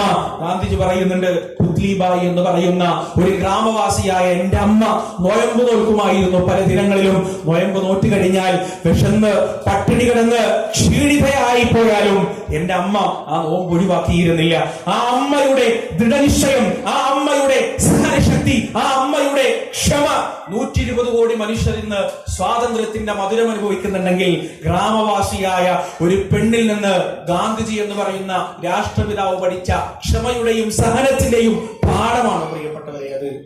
ഹിറ്റ്ലറെ കുറിച്ച് പറയാറുണ്ട്, 18ാമത്തെ വയസ്സിൽ മരിച്ചുപോയ തന്റെ അമ്മയുടെ ഫ്രെയിം ചെയ്തു വെച്ച ചിത്രം തലയിണക്കടിയിൽ വെച്ചിട്ടായിരുന്നു ഹിറ്റ്ലർ കിടന്നുറങ്ങിയിരുന്നത്. നാസി ക്യാമ്പുകളിൽ ക്രൂരമായ കൊലപാതകങ്ങൾ, കിരാത താണ്ഡവങ്ങൾ നടത്തി തിരിച്ച് തന്റെ ടെന്റിലേക്കും റൂമിലേക്കും വന്നു കഴിഞ്ഞാൽ ആ മനുഷ്യൻ കരഞ്ഞിരുന്നു. അയാളുടെ കണ്ണുകൾ നിറഞ്ഞിരുന്നത് തന്റെ അമ്മയുടെ രൂപത്തിന്റെ മുന്നിൽ മാത്രം. അയാളുടെ മനസ്സുകൾ അലിഞ്ഞിരുന്നത് തന്റെ അമ്മയുടെ രൂപത്തിന്റെ മുന്നിൽ മാത്രം. ക്ലാര എന്ന് പറയുന്ന ആ ജർമ്മൻകാരി ജീവിച്ചിരിപ്പുണ്ടായിരുന്നെങ്കിൽ ഒരു പക്ഷേ 60 ലക്ഷത്തിലധികം വരുന്ന നിരപരാധികളായ മനുഷ്യരുടെ ജീവൻ രക്ഷപ്പെടുമായിരുന്നു. പറഞ്ഞു വരുന്നത്, ഒരു കുട്ടിയെ യഥാർത്ഥ രീതിയിൽ എന്താകണം എന്താകണ്ട എന്ന് തീരുമാനിക്കുന്നത് ആ ഉത്തരവാദിത്തം അള്ളാഹു ഏൽപ്പിച്ചിരിക്കുന്നത് ഉമ്മമാരെയാണ്, സ്ത്രീകളെയാണ്. വലിയ ഉത്തരവാദിത്തമാണത് പ്രിയപ്പെട്ടവരെ. അതേപോലെ അല്ലാഹു സുബ്ഹാനഹു വ തആല ഭർത്താക്കന്മാരെ ഉത്തരവാദിത്തം ഏൽപ്പിച്ചു. അധികം ഓതുന്ന ഒരു ആയത്തുണ്ട്, അർരിജാലു ഖവ്വാമൂന അലൻ നിസാ. പുരുഷന്മാർക്കാണ് സ്ത്രീകളുടെ മേൽ അധികാരം. അതിങ്ങനെ ഊറ്റം കൊള്ളാൻ വേണ്ടിയിട്ട് ഓതുന്ന ഒരു ആയത്താണത്. പുരുഷന്മാർക്കാണ് സ്ത്രീകളുടെ മേൽ അധികാരം. ഇങ്ങനെ ഒരു ഉങ്ക് പറയാൻ വേണ്ടിയിട്ട് ഞാൻ ആണാണ്, ഞാനാണ് ശരിയാക്കി കളയും, എനിക്ക് അവകാശം കൂടുതലുണ്ട്. പക്ഷെ പ്രിയപ്പെട്ടവരെ, ആ ആയത്ത് സംസാരിച്ചത് അവകാശത്തെ കുറിച്ചല്ല, ബാധ്യതയെ കുറിച്ചാണ്. വലിയ ബാധ്യത, അള്ളാഹു തന്ന വലിയ ബാധ്യത. നേതൃത്വം പുരുഷനാണ്, വൈകാരിക നേതൃത്വം. ഞാൻ പറഞ്ഞല്ലോ, സ്ത്രീകൾക്ക് കഴിവുണ്ട് വൈകാരികമായ, അതേപോലെ ഔട്ട് ബേസ്റ്റും ഉണ്ടാവും, പൊട്ടിത്തെറിയും ഉണ്ടാവും. പല സന്ദർഭങ്ങളിലും അവർക്ക് വികാരത്തെ നിയന്ത്രിക്കാൻ പറ്റാത്ത അവസ്ഥ ഉണ്ടാവും. അത് എത്ര വലിയ മുത്തക്കിയായാലും പ്രിയപ്പെട്ടവരെ, എത്ര വലിയ മുത്തക്കിയായാലും അവർക്ക് ആ അവസ്ഥ ഉണ്ടാവും. ആ സമയത്ത് ആ വൈകാരികമായ നേതൃത്വം ഏറ്റെടുക്കുന്നത് പുരുഷനാണ്. റസൂലുള്ളാഹി സ്വല്ലല്ലാഹു അലൈഹി വസല്ലം ലോകത്തെ ഏറ്റവും ശ്രേഷ്ഠകളായ സ്ത്രീകൾ ആരാണ്? അള്ളാന്റെ റസൂലിന്റെ ഭാര്യമാരാണ്, നമ്മുടെ ഉമ്മമാരാണ്. ആ ഉമ്മമാർക്ക് അങ്ങനത്തെ സന്ദർഭങ്ങൾ ഉണ്ടായിട്ടുണ്ട്. നബി സല്ലല്ലാഹു അലൈഹി വസല്ലമ തന്റെ വീട്ടിൽ അതിഥികളോടൊപ്പം ഇരിക്കുമ്പോഴാണ് സൈനബ് റളിയല്ലാഹുവിന്റെ വീട്ടിൽ നിന്ന് കൊണ്ടുവന്ന പലഹാരപാത്രം ആയിഷ റളിയല്ലാഹു തച്ചോടിച്ച് കളയുന്നത്, എറിഞ്ഞു പൊട്ടിക്കുന്നത്. ഇരുന്ന എല്ലാവർക്കും മനസ്സിലായി എന്താ സംഗതി എന്ന്. റസൂൽ സല്ലല്ലാഹു അലൈഹി വസല്ലം പറഞ്ഞു, നിങ്ങളുടെ ഉമ്മ കോപത്തിലാണ്, ദേഷ്യത്തിലാണ് എന്ന് പറഞ്ഞ് റസൂൽ വീടിന്റെ ഉള്ളിലേക്ക് കയറിപ്പോയി. എന്തായിരിക്കും പ്രിയപ്പെട്ടവരെ എന്റെയും നിങ്ങളുടെയും പ്രതികരണം? എങ്ങനെയായിരിക്കും നാം പ്രതികരിക്കുക? ഒരു തെറിയെങ്കിലും വിളിക്കാതെ ആ ഒരു സിറ്റുവേഷനെ നേരിടാൻ എനിക്ക് കഴിയുമെന്ന് 100% ഉറപ്പ് പറയുന്ന എത്ര പുരുഷന്മാരും കൂട്ടത്തിലുണ്ടാവും? അള്ളാന്റെ റസൂൽ ഒരു വാക്ക് പോലും പറഞ്ഞില്ല. മാത്രമല്ല, അവിടെ താഴെ ഇരുന്നു. ആ പൊട്ടിയ പാത്രത്തിന്റെ ചീളുകൾ എടുത്ത് കൈവെള്ളയിലേക്ക് വെക്കാൻ തുടങ്ങിയിട്ടുണ്ടല്ലോ, 1000 പ്രഹരത്തിന്റെ 1000 ശകാരത്തിന്റെ വാക്കുകളുടെ ശക്തി ഉണ്ടായിരുന്നു അള്ളാന്റെ റസൂലിന്റെ ആ പ്രവർത്തനത്തിന്. ആയിഷ റളിയല്ലാഹു അൻഹ സഹിക്കാൻ കഴിഞ്ഞില്ല. പ്രവാചകൻ പെറുക്കിയെടുക്കുന്നതിന് മുന്നേ ആയിഷ റളിയല്ലാഹു അൻഹ ആ പാത്രത്തിന്റെ ചീളുകൾ പെറുക്കിയെടുത്തു, ആ പലഹാരങ്ങൾ പെറുക്കിയെടുത്തു. എന്നിട്ട് റസൂലിന്റെ മുട്ടിനോട് മുട്ടി ചേർത്ത് വെച്ച് പോയിരുന്നു. എന്നിട്ട് റസൂലിന്റെ മുഖത്തേക്ക് നോക്കി 2 കണ്ണുകൾ നിറച്ചിട്ട് അള്ളാന്റെ റസൂലിനോട് ചോദിച്ചു, യാ റസൂലേ, നിങ്ങൾ എനിക്ക് മാപ്പ് തരൂലേ? നിങ്ങൾ എനിക്ക് മാപ്പ് തരൂലേ? നബി സല്ലല്ലാഹു അലൈഹി വസല്ലമ സെക്കൻഡ് കൊണ്ട് ആ അപരാധം മുഴുവനും മറന്നു. ആയിഷ റളിയല്ലാഹു അൻഹയുടെ മുടിയിഴകൾക്കിടയിലൂടെ കൈകൾ പ്രവേശിപ്പിച്ച് റസൂലുള്ളാഹി സ്വല്ലല്ലാഹു അലൈഹി വസല്ലമ ചോദിച്ചു, ആയിഷ, നിനക്ക് ഞാൻ പുറത്തു തന്നിട്ടില്ലെങ്കിൽ വേറെ ആര് പുറത്തു തരാനാണ് ആയിഷ? നിനക്ക് ഞാൻ മാപ്പ് തന്നിട്ടില്ലെങ്കിൽ വേറെ ആര് മാപ്പ് തരാനാണ് ആയിഷ എന്ന് റസൂലുള്ളാഹി സ്വല്ലല്ലാഹു അലൈഹി വസല്ലം. തിരുത്തലിന്റെ വലിയ പാഠമാണ് പ്രിയപ്പെട്ടവരെ. അതാണ് ആയിഷ റളിയല്ലാഹു അൻഹയെ സംബന്ധിച്ചിടത്തോളം ജീവിതത്തിൽ കിട്ടിയ ഏറ്റവും വലിയ അടിയാണത്. പിന്നീട് അവരുടെ ജീവിതത്തിൽ അങ്ങനത്തെ സന്ദർഭങ്ങൾ ഉണ്ടായിട്ടേ ഇല്ല. പുരുഷനെയാണ് വൈകാരികമായ നേതൃത്വം അല്ലാഹു സുബ്ഹാനഹു വ തആല ഏൽപ്പിച്ചത്. സ്ത്രീക്ക് നിയന്ത്രണം വിട്ടുപോകുന്നത് പോലെ ഒരിക്കലും പുരുഷന് നിയന്ത്രണം വിട്ടുപോകരുത്. അവർക്ക് ഹോർമോണൽ ഫ്ലക്ച്വേഷൻസ് ഉണ്ടാവും, മൂഡ് സ്വിങ്സ് ഭയങ്കരമായി കൂടുതൽ ഉണ്ടാവും. പക്ഷെ പുരുഷനെ സംബന്ധിച്ചിടത്തോളം ആ ഹോർമോണൽ ഫ്ലക്ച്വേഷൻസ് അല്ലാഹു സുബ്ഹാനഹു വ തആല കൊടുത്തിട്ടില്ല. അവനെ ആ മൂഡ് സ്വിങ്സ് ഉണ്ടാവാനുള്ള കാരണം അവന്റെ തലച്ചോറിൽ അത് ഉണ്ടാക്കിയിട്ടില്ല. എന്തിനാണെന്നറിയോ? പുരുഷനെ സ്റ്റേബിൾ ആക്കാൻ വേണ്ടിയിട്ടാണ്. അവന് സ്റ്റെബിലിറ്റി ഉണ്ടാവണം. പെണ്ണ് പൊട്ടിത്തെറിക്കാവനല്ല പുരുഷൻ. സ്ത്രീകൾക്ക് ഹോർമോണൽ ഔട്ട് ബേസ്റ്റ് ഉണ്ടാവുമ്പോൾ പലതും പറയും. പലതും എന്ന് പറഞ്ഞാൽ പലതും പറയും. സഹിക്കാൻ പറ്റാത്തത് തന്നെ പറയും, കടന്നു പറയും, എന്തും പറയും. ഹഫ്സ റളിയല്ലാഹു അൻഹയെ കുറിച്ചൊക്കെ നമുക്ക് ചരിത്രത്തിൽ കാണാൻ കഴിയും. മൂർച്ചയുള്ള നാവായിരുന്നു നമ്മുടെ ഉമ്മ ഹഫ്സ റളിയല്ലാഹു അൻഹയ്ക്ക് ചരിത്രത്തിൽ നമുക്ക് കാണാൻ കഴിയും. ആ സ്ത്രീകളുടെ ഒരു നാച്ചറാണ്. പക്ഷെ അതിനെ എങ്ങനെയാണ് കൈകാര്യം ചെയ്യേണ്ടത് എന്ന് പ്രിയപ്പെട്ടവരെ റസൂലുള്ളാഹി സ്വല്ലല്ലാഹു അലൈഹി വസല്ലമ കൃത്യമായി നമുക്ക് പഠിപ്പിച്ചു തന്നിട്ടുണ്ട്. മാ അക്രമൻ നിസാ ഇല്ലൽ കരീം. സ്ത്രീകളെ ബഹുമാനിക്കുകയില്ല മാന്യനല്ലാതെ സ്ത്രീകളെ ബഹുമാനിക്കുകയില്ല. വമാ അഹാനഹുന്ന ഇല്ലൽ ലഹീം. നിന്ദനല്ലാതെ അവരെ അപമാനിക്കുകയുമില്ല എന്ന് റസൂലുള്ളാഹി സ്വല്ലല്ലാഹു അലൈഹി വസല്ലമ പറഞ്ഞതായി നമുക്ക് കാണാൻ കഴിയും. പ്രിയപ്പെട്ടവരെ, നിന്ദയാണ്. സ്ത്രീകളെ അപമാനിക്കുക എന്നത് നിന്ദയാണ്. തെറി പറയുക എന്നത് നിന്ദയാണ്. നോക്ക്, നിങ്ങൾ റസൂൽ സല്ലല്ലാഹു അലൈഹി വസല്ലം പറഞ്ഞു, നിങ്ങളിൽ ഏറ്റവും നല്ലവൻ, നിങ്ങളിൽ ഏറ്റവും നന്നായി പെരുമാറുന്നവനാണ്, ഏറ്റവും സൽസ്വഭാവിയാണ്. നിങ്ങളിൽ ഏറ്റവും സൽസ്വഭാവി എന്ന് പറയുന്നത് ഖിയാറുക്കും ഖൈറുക്കും ഖിയാറുക്കും ലിഅഹ്ലിക്കും. നിങ്ങളിൽ ഏറ്റവും നല്ലവൻ നിങ്ങളുടെ ഭാര്യയോട്, നിങ്ങളുടെ കുടുംബത്തോട് ഏറ്റവും നന്നായി പെരുമാറുന്നവനാണ് എന്ന് റസൂലുള്ളാഹി സ്വല്ലല്ലാഹു അലൈഹി വസല്ലമ പ്രിയപ്പെട്ടവരെ വളരെ കൃത്യമായി നമുക്ക് പഠിപ്പിച്ചു തരികയാണ്. ആയിഷ റളിയല്ലാഹു അൻഹ, ഞാൻ പറഞ്ഞല്ലോ എല്ലാ സ്ത്രീകൾക്കും ആയിഷ റളിയല്ലാഹു അൻഹയുടെ ഇതുപോലെ ഉണ്ടാകുന്ന ഹോർമോണൽ ഫ്ലക്ച്വേഷൻസ്, മൂഡ് സ്വിങ്സ്, അത് റസൂൽ എത്ര കൃത്യമായിട്ടാണ് മനസ്സിലാക്കിയത്. ആയിഷ റളിയല്ലാഹു ഒരിക്കൽ റസൂൽ പറയാണ്, ആയിഷ, നീ ദേഷ്യം പിടിക്കുമ്പോൾ നീ പറയാണ്ടെന്ന് എനിക്ക് മനസ്സിലാവും. നീ പറയൊന്നും വേണ്ട, നിനക്ക് ദേഷ്യം പിടിച്ചിട്ടുണ്ട്, അല്ലെങ്കിൽ നീ വേറെ ഒന്നും കാണിക്കൊന്നും വേണ്ട, നീ കുറച്ച് സംസാരിച്ച് എനിക്ക് മനസ്സിലാവും ആ ദേഷ്യത്തിന്റെ കാരണം എന്താണ്. അപ്പൊ ആയിഷ റളിയല്ലാഹു ആകെ അത്ഭുതമായി. അതെന്താന്ന് പറയണല്ലോ, ഞാൻ ദേഷ്യം പിടിച്ചാൽ ഞാനൊന്നും കാണിക്കാണ്ട് പോലും വെറുതെ സംസാരിച്ചാൽ തന്നെ മനസ്സിലാവും എന്ന് പറഞ്ഞാൽ അതെങ്ങനെയാണ്? റസൂൽ സല്ലല്ലാഹു അലൈഹി വസല്ലം തിരിച്ചു പറഞ്ഞു, ആയിഷ, നീ പോലും ശ്രദ്ധിക്കാതെ നിന്റെ വാക്കുകളിൽ വരുന്ന ചില മാറ്റങ്ങളുണ്ട്. അതിലൊരു മാറ്റം എന്താണെന്നറിയോ? നിനക്ക് എന്നോട് ദേഷ്യം വന്നാൽ, നിനക്ക് എന്നോട് ചെറിയ ഒരു പിണക്കം വന്നാൽ, പിന്നെ നീ സത്യം ചെയ്യുക ഇബ്രാഹിമിന്റെ റബ്ബായ അള്ളാഹുവിനെ തന്നെ സത്യമെന്നാണ് സത്യം ചെയ്യുക. അല്ല, നിനക്ക് കുഴപ്പമൊന്നുമില്ല, നോർമലാണെന്നുണ്ടെങ്കിൽ മുഹമ്മദിന്റെ റബ്ബായ അള്ളാഹുവിനെ തന്നെ സത്യമെന്നാണ് നീ സത്യം ചെയ്യുക. നമുക്ക് നിങ്ങൾ സ്വന്തം ഭാര്യയുടെ വളരെ നിസ്സാരമായ വാക്കുകളിലൂടെ, സാധാരണയായി പറയുന്ന ഒരു ആദത്തായി പറയുന്ന വാക്കുകളിൽ പോലും വരുന്ന മാറ്റങ്ങൾ കൃത്യമായി റസൂലുള്ളാഹി സ്വല്ലല്ലാഹു അലൈഹി വസല്ലമ മനസ്സിലാക്കി എന്നതാണ്. അവിടെയാണ് പറയാതെ മനസ്സിലാക്കാൻ സാധിക്കുന്നിടത്താണ് സുന്ദരമായ ദാമ്പത്യ ജീവിതങ്ങൾ ഉണ്ടാകുന്നത്. പ്രിയപ്പെട്ടവരെ, ഒരു കഥ പറയാറുണ്ട്. ഒരാൾ ഒരു സുന്ദരിയായ പെണ്ണിനെ കല്യാണം കഴിച്ചു. അതിസുന്ദരിയാണ്. ആ കല്യാണം കണ്ട എല്ലാവരും പറഞ്ഞു, അയാൾ ഭാഗ്യവാനാണ് കേട്ടോ, അയാൾക്ക് ഇത്രയും സുന്ദരിയായ ഒരു പെണ്ണ് ഈ നാട്ടിൽ വേറെ ഇല്ല. അങ്ങനെ അവർ ജീവിതം തുടങ്ങി. 1, 2, 3 വർഷം കഴിഞ്ഞപ്പോ ആ പെണ്ണിന് തൊലിക്ക് മാരകമായ രോഗം ബാധിച്ചു. സ്കിന്നിന് മാരകമായ രോഗം ബാധിച്ചു. സ്കിന്നിന്റെ സൗന്ദര്യം അങ്ങനെ നഷ്ടപ്പെടാൻ തുടങ്ങി. നാട്ടിലെ ഏറ്റവും സുന്ദരി എന്ന അവസ്ഥയിൽ നിന്ന് ആ പെണ്ണ് നാട്ടിലെ ഏറ്റവും വിരൂപി എന്ന അവസ്ഥയിലേക്ക് മാറാൻ തുടങ്ങി. ആ സമയത്താണ് ഭർത്താവ് ഒരു യാത്ര പോകുന്നത്. ആ യാത്രയിൽ വളരെ അപകടകരമായ ഒരു ആക്സിഡന്റ് സംഭവിച്ചു. ആ ആക്സിഡന്റിൽ അയാളുടെ കണ്ണ് നഷ്ടപ്പെട്ടു. അങ്ങനെ അവർ സുന്ദരമായി ജീവിച്ചു. ഒരു കുഴപ്പമില്ല, ഒരു പ്രശ്നമില്ല. ഭാര്യയുടെ അസുഖം ഇങ്ങനെ മൂർച്ഛിക്കുന്നുണ്ട്, സൗന്ദര്യം നഷ്ടപ്പെടുന്നുണ്ട്, വൈരൂപ്യത്തിൽ നിന്ന് വൈരൂപ്യത്തിലേക്ക് ഓരോ ദിവസവും പോകുന്നുണ്ട്. ഭർത്താവിന് കാഴ്ചയില്ല, ഇതൊന്നും കാണുന്നില്ല. അങ്ങനെ അവരങ്ങനെ ജീവിക്കുക. ഒരു ദിവസം ആ ഭാര്യ മരണപ്പെട്ടു. ഈ രോഗം തന്നെ മൂർച്ഛിച്ച് ഭാര്യ മരണപ്പെട്ടപ്പോ ആ ഭാര്യയുടെ കബറടക്കും കാര്യങ്ങളൊക്കെ കഴിഞ്ഞ് ഭർത്താവ് നടക്കുമ്പോൾ അയൽപക്കക്കാരൻ വന്നിട്ട് കൈപിടിച്ചു. എങ്ങോട്ടാണ് നിങ്ങൾ ഒറ്റക്ക്? ഈ കാഴ്ചയില്ലാതെ നിങ്ങൾ എങ്ങനെയാണ് ഒറ്റക്ക് നടക്കുക? നേലായി കൂടെ നടന്നവൾ പിരിഞ്ഞു പോയില്ലേ, ഇനി ആരാണ് കൂടെ ഉള്ളത് എന്ന് പറഞ്ഞപ്പോ ആ മനുഷ്യൻ തിരിച്ചു പറഞ്ഞു, എന്റെ കണ്ണിന്റെ കാഴ്ചക്ക് ഒരു കുഴപ്പമില്ല, അങ്ങനെ ഒരു ആക്സിഡന്റും സംഭവിച്ചിട്ടില്ല, അങ്ങനെ ഒരു അപകടവും സംഭവിച്ചിട്ടില്ല. എന്റെ ഭാര്യയുടെ നഷ്ടപ്പെടുന്ന സൗന്ദര്യം, എന്റെ ഭാര്യയുടെ ആ കൂടിക്കൂടി വരുന്ന വൈരൂപ്യം, ആ വൈരൂപ്യത്തെക്കാൾ, ആ രോഗത്തിന്റെ വേദനയേക്കാൾ അവളുടെ മനസ്സ് വേദനിക്കുക അവളുടെ വൈരൂപ്യം ഞാൻ കാണുന്നു എന്നതായിരിക്കും.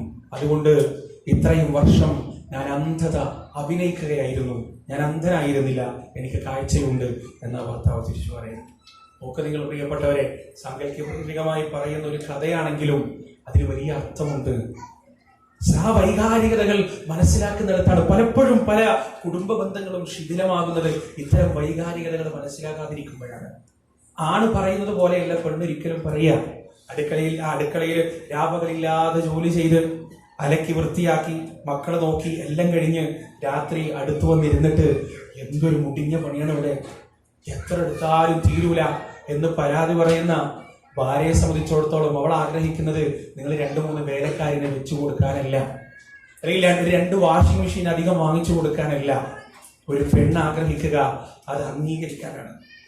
ശരിയാണ്, നീ ഒരുപാട് കഷ്ടപ്പെടുന്നുണ്ട്, നീ ഈ വീടിന്റെ വിളക്കാണ് നീ, ഈ ഭവനത്തിന്റെ ഐശ്വര്യമാണ് നീ എന്ന് പറഞ്ഞ് അവളെ ചേർത്ത് പിടിച്ചാലല്ലോ.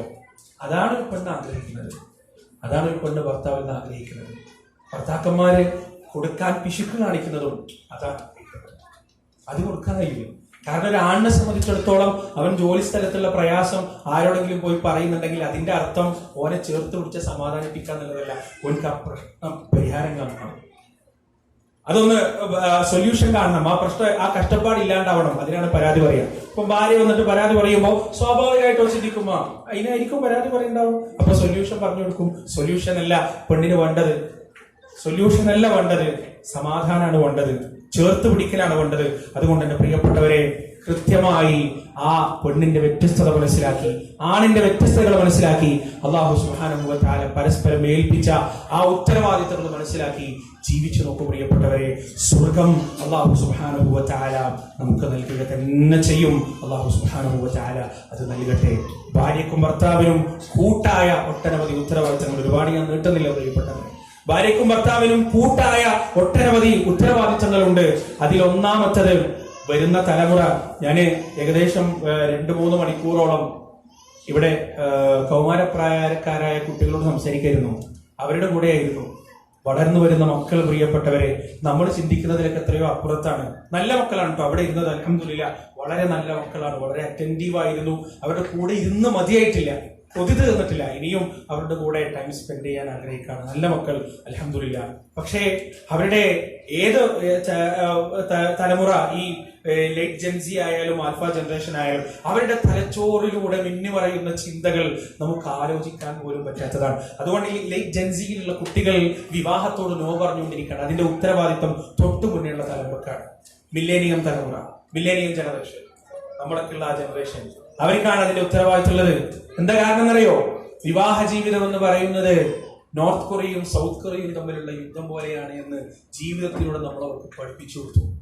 വിവാഹ ജീവിതം എന്ന് പറയുന്നത് ഒരിക്കലും അവസാനിക്കാത്ത സംഘടനകളുടെയും പോരാട്ടങ്ങളുടെയും യുദ്ധങ്ങളുടെയും മത്സരങ്ങളുടെയും ഒരു ഭൂമികയാണ് എന്ന് ജീവിതത്തിലൂടെ പഠിപ്പിച്ചു കൊടുത്തു പ്രിയപ്പെട്ടവരെ നമ്മൾ ഈ ഇളം തലമുറക്ക്. അതുകൊണ്ട് അവർ ഈ വിവാഹ ജീവിതത്തിന്റെ അടുത്തേക്ക് നോ പറയാണ്, വേണ്ട, എന്തിനാണിത്, എന്തിനാണ് ഈ മാലിന്യം, ഇതൊരു എടങ്ങേറാണ്, മാലിന്യമാണ്. അവർ വിവാഹ ജീവിതത്തെ മാലിന്യമായിട്ടാണ്.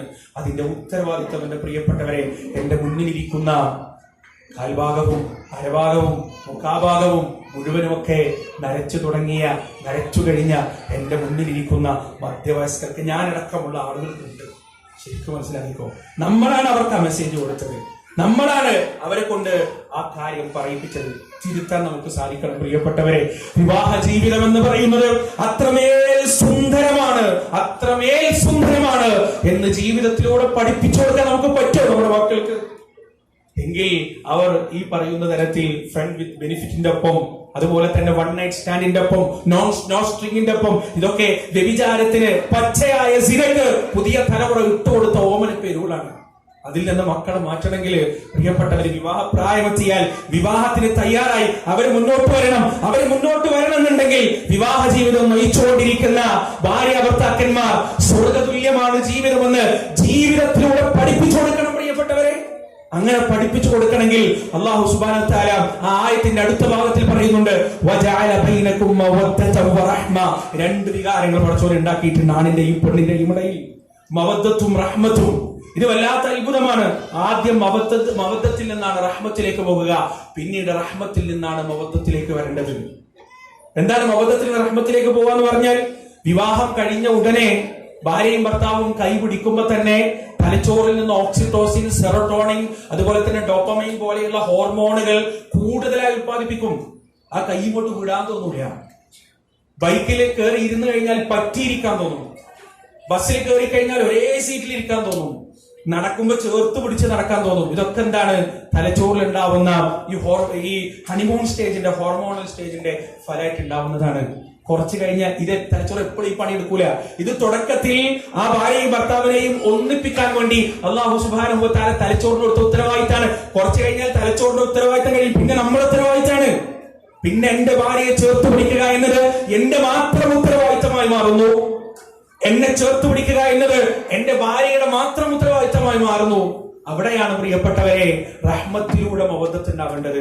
അവിടെ മനഃപൂർവ്വം ശ്രമിക്കണം. നമ്മൾ കുടുംബജീവിതം തകരാതെ കാത്തു സൂക്ഷിക്കണമെങ്കിൽ മനഃപൂർവ്വം നമ്മൾ ശ്രമിക്കേണ്ടതുണ്ട്, മനഃപൂർവ്വം അതിനുവേണ്ടി പ്രയത്നിക്കേണ്ടതുണ്ട്. റസൂലുള്ളാഹി സ്വല്ലല്ലാഹു അലൈഹി വസല്ലമ ഓട്ട മത്സരം നടത്തി. ഏത് പ്രായത്തിൽ? കല്യാണം കഴിഞ്ഞ് എത്രയോ വർഷം കഴിഞ്ഞിട്ടും ആ ഓട്ട മത്സരം നടത്തി. എന്താ അതിന്റെ കാരണം? ഈ മവദ്ദത്ത് നിലനിർത്തുന്നതിന് വേണ്ടിയിട്ടാണ്. പ്രിയപ്പെട്ടവരെ, നമുക്ക് തോന്നൂല ഭാര്യയുടെ വിവാഹം കഴിഞ്ഞ ഉടനെ കൈ പിടിച്ചതുപോലെ ഭാര്യയുടെ കൈ പിടിച്ച് കുറെ നേരം ഇരിക്കാൻ നമുക്ക് തോന്നൂല. പക്ഷെ കൈ പിടിച്ചിരിക്കണം. അങ്ങനെ ഇരുന്നു കഴിഞ്ഞാൽ സയൻസ് നമുക്ക് പറഞ്ഞു തരുന്നു, 20 സെക്കൻഡ് 30 സെക്കൻഡ് കൈകൾ പിടിച്ചിരുന്നു കഴിഞ്ഞാൽ ആ പഴയ കാലത്ത് ഉൽപ്പാദിപ്പിച്ചതുപോലെ തലച്ചോറ് മവദ്ദത്തിന്റെ ഹോർമോണുകൾ ഡോപ്പമൈനും അതുപോലെ ഓക്സിറ്റോസിനും ഒക്കെ വീണ്ടും ഉൽപ്പാദിപ്പിക്കാൻ തുടങ്ങും. ഒരു ഭാര്യയെ ഭർത്താവ് ചേർത്ത് പിടിച്ച്, തന്റെ നെഞ്ചോട് ചേർത്ത് പിടിച്ച് ഒരു 20 സെക്കൻഡ് നിൽക്കാൻ കഴിഞ്ഞാൽ അവിടെയും ഓക്സിറ്റോസിന്റെയും ഡോപ്പമൈന്റെയും ഉൽപാദനം ഉണ്ടാവും. ആ പഴയ മവദ്ദത്തിലേക്ക് അവർ തിരിച്ചു പോകും. അല്ലാഹുവിന്റെ ഖുദ്റത്തൊക്കെ നിങ്ങൾ ആദ്യം ഈ മവദ്ദത്ത് എന്നത് റഹ്മത്തിലേക്ക് എത്തിക്കാൻ ഉത്തരവാദിത്തമായി അല്ലാഹു നിശ്ചയിച്ചു. രണ്ടാമത്തത് ഈ മവദ്ദത്തിലേക്ക് എത്തുക എന്നത് എന്റെയും നിങ്ങളുടെയും ഉത്തരവാദിത്തമായി പടച്ചോൻ നമ്മെ ഏൽപ്പിച്ചു. ഒന്ന് സ്വന്തത്തോട് ചോദിച്ചു നോക്ക്. 10, 15, 20 വർഷത്തെ കല്യാണം കഴിഞ്ഞിട്ടായ ആളുകൾ ഈ കൂട്ടത്തിലുണ്ടാവുമല്ലോ. സ്വന്തം ഭാര്യയുടെ കൈ പിടിച്ച് ഒരു 2 or 3 മിനിറ്റ് കൈ പിടിച്ചിരുന്നിട്ട് എത്ര നാളായി? സ്വന്തം ഭർത്താവിന്റെ നെഞ്ചത്ത് തലവെച്ച് നിന്നിട്ട് എത്ര നാളായി? ഇതൊക്കെ മോശമായി, ഒരു ബോറായി, ഒന്നും പറ്റാണ്ടായി. പ്രിയപ്പെട്ടവരെ, നിങ്ങൾക്കറിയോ, ഭാര്യയും ഭർത്താവും കാരുണ്യത്തോടെ പരസ്പരം നോക്കുമ്പോൾ അല്ലാഹു സുബ്ഹാനഹു വ തആല സ്നേഹത്തോടെ അവരെ നോക്കും. റബ്ബ് സുബ്ഹാൻ ഭാര്യയുടെ വായിലേക്ക് വെച്ചു കൊടുക്കുന്ന ഒരു ഉരുളക്ക് പോലും അല്ലാഹുവിന്റെ സവിധത്തിൽ പ്രതിഫലമുണ്ട്. പ്രിയപ്പെട്ടവരെ, പിശാചുക്കളെ സംബന്ധിച്ചിടത്തോളം ഏറ്റവും സന്തോഷം നൽകുന്നത് ഭാര്യ ഭർത്തൃ ബന്ധം പിരിയലാണ്. ശരിക്കും അപ്പൊ അതിന്റെ പവിത്രത നമ്മൾ മനസ്സിലാക്കുക. അല്ലാഹു സുബ്ഹാനഹു വ തആല കുടുംബജീവിതങ്ങളുടെ ആണിക്കല്ലായ ദാമ്പത്യ ജീവിതം ഏറ്റവും സുന്ദരമായ രീതിയിൽ ആസ്വദിക്കുന്നവരുടെ കൂട്ടത്തിൽ, അനുഭവിക്കുന്നവരുടെ കൂട്ടത്തിൽ, അനുഭൂതിയോടെ അനുഭവിക്കുന്നവരുടെ കൂട്ടത്തിൽ അല്ലാഹു സുബ്ഹാനഹു വ തആല നമ്മെ ഏവരെയും ഉൾപ്പെടുത്തുമാറാകട്ടെ. വിവാഹ ജീവിതവും കുടുംബജീവിതവും ശക്തമായി പടുത്തുയർത്തുന്നതിലൂടെ നാടിന്റെ 4 മൂലകളിലും പൊങ്ങിക്കൊണ്ടിരിക്കുന്ന അധർമ്മത്തിന്റെ ഗോപുരങ്ങളെ തകർത്ത് കളയാൻ അല്ലാഹു സുബ്ഹാനഹു വ തആല നമുക്ക് ഏവർക്കും അനുഗ്രഹം നൽകുകയും ചെയ്യുമാറാകട്ടെ. പ്രിയപ്പെട്ടവരെ, മറ്റൊരു കാര്യം, ഞാൻ ഇവിടേക്ക് എത്തിയിട്ടുള്ളത് നമ്മുടെ ദാറുൽ ബയ്യിന സ്ഥാപനവുമായി ബന്ധപ്പെട്ടിട്ടാണ്. നിങ്ങളിൽ പലർക്കും ആ സ്ഥാപനത്തെ കുറിച്ച് അറിയാം. പലരും ആ സ്ഥാപനത്തെ കുറിച്ച് കേട്ടിട്ടുണ്ട്, കണ്ടിട്ടുണ്ട്, അറിഞ്ഞിട്ടുണ്ട്, മനസ്സിലാക്കിയിട്ടുണ്ട്. വളരെ സിമ്പിളായി പറഞ്ഞാൽ പ്രിയപ്പെട്ടവരെ, ഒരു 40 കുട്ടികൾ ഞങ്ങൾ കണ്ടെത്തിയതിൽ, കേരളത്തിൽ മുഴുവൻ 1 വർഷത്തോളം ക്യാമ്പയിൻ നടത്തി അലഞ്ഞ് ഞങ്ങൾ കണ്ടെത്തിയ 40ഓളം അതിബുദ്ധിശാലികളായ കുട്ടികളെ ഞങ്ങൾ തിരഞ്ഞെടുത്തിട്ടുണ്ട്. നിങ്ങൾക്കറിയോ, ഏറ്റവും കൂടുതൽ തലച്ചോറുകൾ, ഏറ്റവും നല്ല തലച്ചോറുകൾ ഉള്ളത് ഇന്ത്യയിലാണ്. ഇന്ത്യ രാജ്യത്താണ് ഏറ്റവും നല്ല തലച്ചോറുകൾ. ലോകത്ത് പല സ്പേസ് ഏജൻസികളുടെയും റിസർച്ച് സെന്ററുകളുടെയും ചുക്കാൻ പിടിക്കുന്നത് ഇന്ത്യൻ തലച്ചോറുകളാണ്. അള്ളാഹുവിന്റെ ഒരു വലിയ അനുഗ്രഹമാണ്.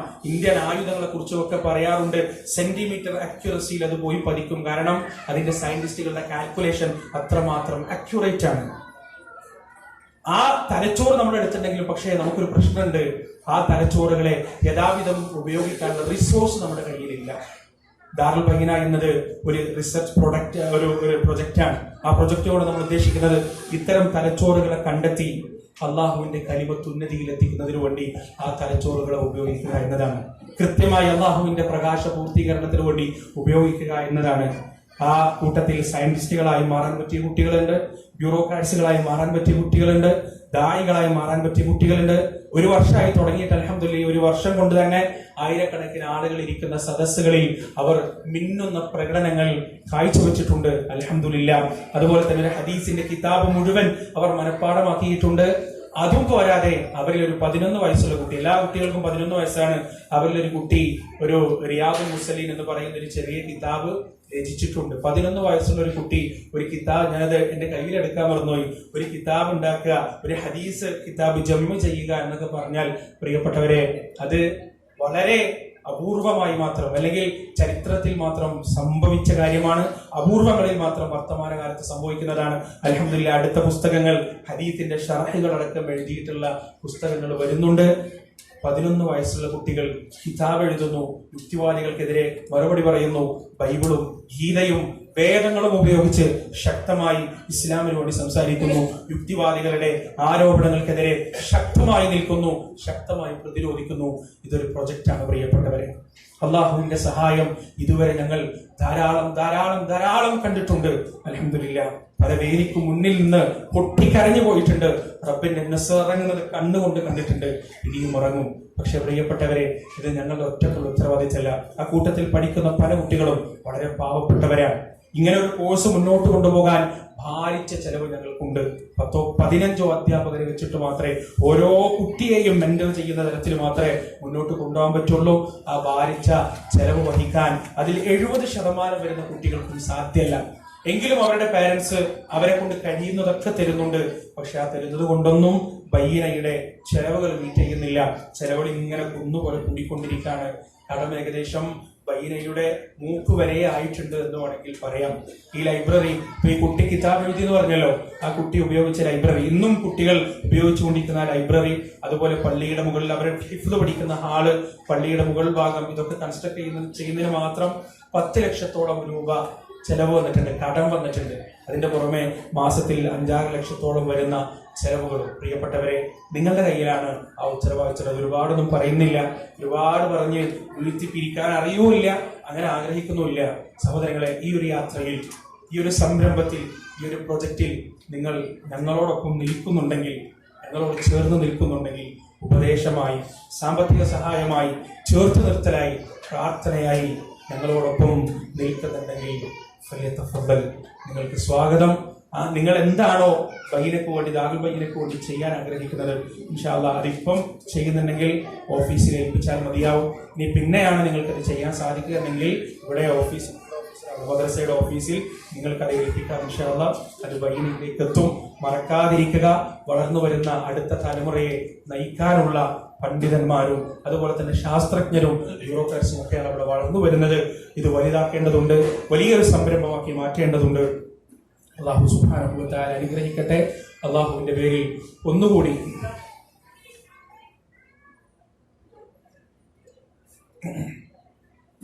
നിങ്ങളോട് അപേക്ഷിച്ചുകൊണ്ട് ഞാൻ എൻ്റെ വാക്കുകൾ അവസാനിപ്പിക്കുകയാണ്. അല്ലാഹുമ്മ അഇസ്സിൽ ഇസ്ലാമ വൽ മുസ്ലിമീൻ വഅദില്ല ശിർക വൽ മുശ്രിക്കീൻ. അല്ലാഹുമ്മ ഇഗ്ഫിർ ലിൽ മുഅ്മിനീന വൽ മുഅ്മിനാത്ത് والمسلمين والمسلمات الأحياء منهم والأموات إنك مجيب الدعوات يا قاضي الحاجات.